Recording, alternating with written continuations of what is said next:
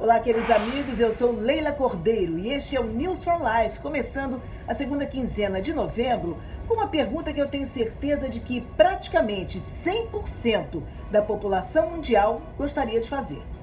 Cadê a vacina ou as vacinas realmente eficazes contra esse famigerado vírus e quando poderemos ter acesso a elas?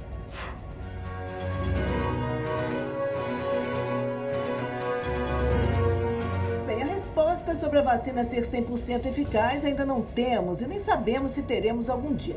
Mas, por enquanto, a Moderna disse nesta segunda-feira que sua vacina experimental foi 94,5% eficaz na prevenção do Covid-19, com base em dados provisórios de um ensaio clínico em estágio final, tornando-se a segunda empresa norte-americana, em uma semana, a relatar resultados que superam as expectativas. A outra foi a Pfizer, que também demonstrou ser mais de 90% eficaz e está aguardando mais dados de segurança e revisão regulatória.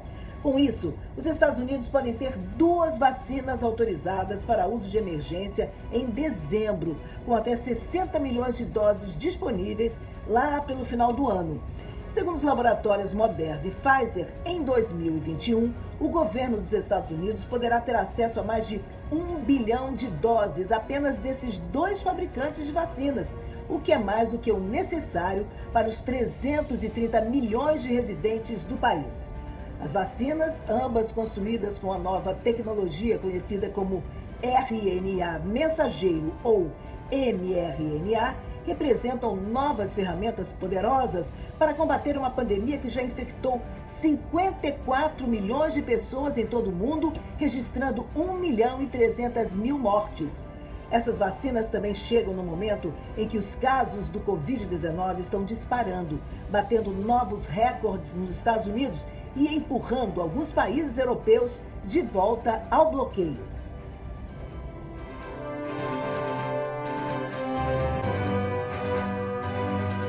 Tudo certo. Aí você vai me perguntar, bem, você só falou das vacinas contra o Covid nos Estados Unidos e no resto do mundo. Aí a resposta é um pouco mais complicada. Segundo especialistas, as 5 empresas que estão com o processo de desenvolvimento de vacina mais avançado, AstraZeneca, Sputnik, Moderna, Pfizer e Sinovac, não vão ter capacidade de fabricar o produto em quantidade suficiente para atender o mundo todo. Só em 2022, cerca de 2/3 da população mundial deverá ter acesso às vacinas. Somente a empresa Moderna tem capacidade para atender 475 milhões de pessoas, ou seja, 6% da população global.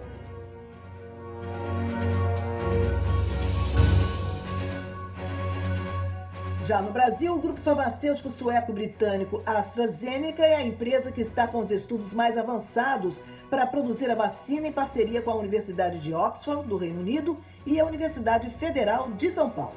Nessa tentativa, os brasileiros são os cobaias para os testes. O mesmo acontece com a Coronavac, vacina chinesa para o Covid-19, que chegou ao Brasil do laboratório chinês Sinovac Biotech para a realização de testes por 3 meses, em parceria com o Instituto Butantan.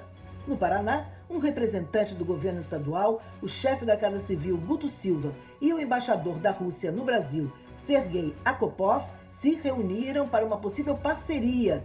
Na ocasião, o Estado brasileiro ofereceu a estrutura do Instituto de Tecnologia do Paraná para a produção. Enfim, como se vê, as tentativas de produção da vacina eficaz estão espalhadas pelo mundo. O grande problema é como e quando as populações de cada país terão acesso a elas e se as pessoas serão devidamente imunizadas.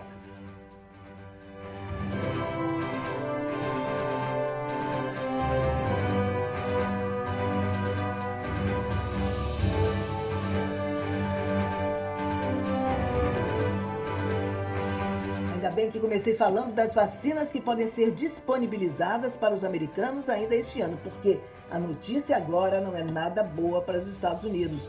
O país já ultrapassou 11 milhões de infecções por coronavírus e os estados estão correndo para estabelecer restrições à medida que as hospitalizações aumentam.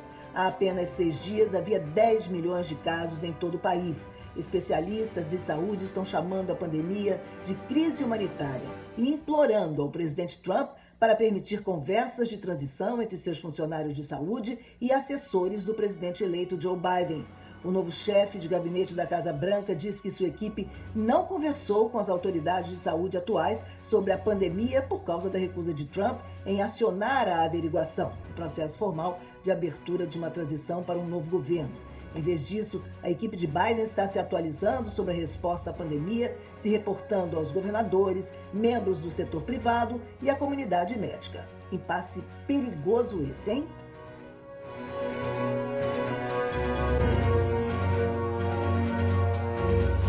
E aí, diante desse quadro de aumento dos casos do vírus em todo o país, a mais tradicional data americana, o Thanksgiving, Dia de Ação de Graças, será prejudicado este ano com suas comemorações familiares super restritas. Os infectologistas estão pedindo às famílias que pratiquem a segurança do coronavírus conforme o feriado se aproxima. As diretrizes de segurança do Dia de Ação de Graças da cidade de Miami, por exemplo, sugerem fazer um pequeno jantar apenas com as pessoas com quem você mora e uma refeição virtual com outros parentes e amigos, compartilhando receitas virtualmente no dia seguinte. Mais uma mudança, dessa vez na famosa Black Friday, que todos os anos reunia multidões nas lojas atrás de bons preços dos produtos. Agora, como a ordem é evitar as aglomerações, o jeito é fazer as compras online.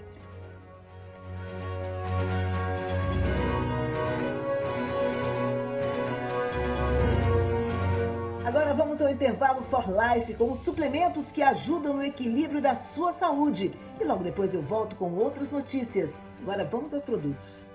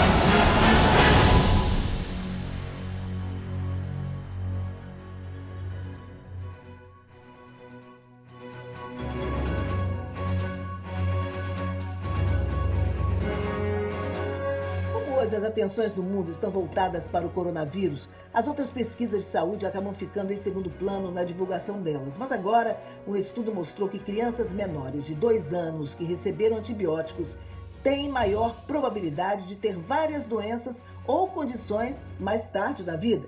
Bebês e crianças que receberam uma grande dose de antibióticos são mais propensos a ter asma, eczema, febre do feno, alergias alimentares, problemas de obesidade, transtorno de déficit de atenção e hiperatividade mais tarde na infância. Vários tratamentos com antibióticos abaixo de 2 anos de idade foram associados a condições variáveis com base no sexo da criança, idade, tipo de medicamento e número de doses. Os pesquisadores analisaram dados de mais de 14.500 crianças. Cerca de 70% delas tinham recebido pelo menos um antibiótico e a maioria tomado vários. Por isso, fica um alerta para os pais observarem a real necessidade de dar antibióticos aos seus filhos menores, a não ser quando for estritamente necessário.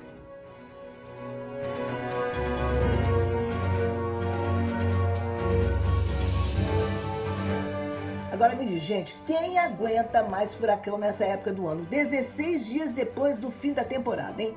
Pois saibam que surgiu mais um na área. É um tal de Lota, que está ganhando força rapidamente varrendo o oeste do Caribe e se tornou uma tempestade muito perigosa de categoria 4 na manhã desta segunda-feira, enquanto se dirige para a mesma parte da América Central, atingida pelo furacão Eta, igualmente poderoso, há pouco mais de uma semana. Os meteorologistas disseram que Lota continuou a mostrar sinais de fortalecimento e pode ser um furacão catastrófico de categoria 5 quando atingir a América Central.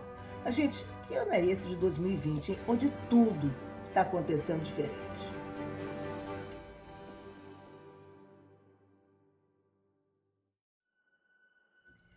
E enquanto estamos enfrentando esse impasse das eleições americanas, as eleições primárias brasileiras para prefeito e vereador ocorreram assim neste final de semana no Brasil. O Tribunal Superior Eleitoral informou que registrou 3.300 urnas trocadas e 55 candidatos foram presos por crimes eleitorais. Já a Polícia Federal apurou vazamento de dados de servidores do TSE.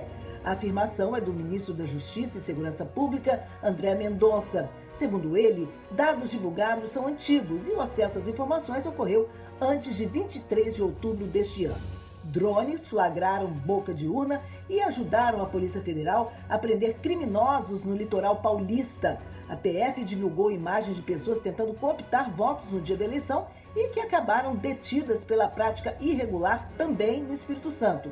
No final, 7 capitais elegeram prefeitos, outras 18 terão segundo turno, entre elas Rio, São Paulo e Porto Alegre.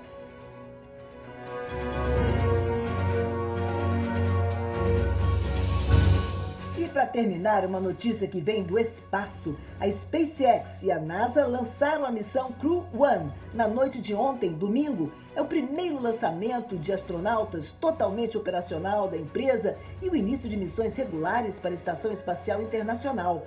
Com este marco, a NASA e a SpaceX mudaram o arco histórico do transporte espacial humano, disse o diretor de desenvolvimento de voos espaciais comerciais da NASA, Phil McAllister, a repórteres antes do lançamento. A missão decolou às 7h07 da noite da plataforma de lançamento 39A no Kennedy Space Center da NASA, na Flórida.